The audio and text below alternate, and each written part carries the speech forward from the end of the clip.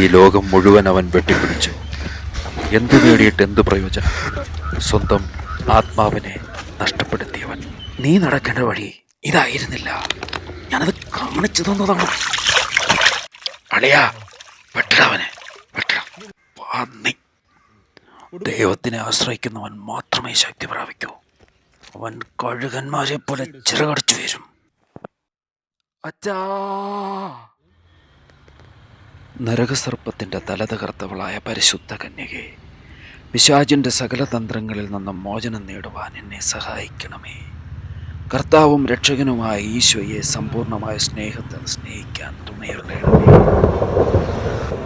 പരിശുദ്ധ തൃത്വത്തിന്റെ സമ്പൂജ്യമായ ആലയമേ, നിർമ്മല കന്യകെ, അങ്ങയുടെ ആത്മാവ് എന്നിലായിരുന്നത് കൊണ്ട് ദൈവത്തെ മഹത്വപ്പെടുത്തട്ടെ.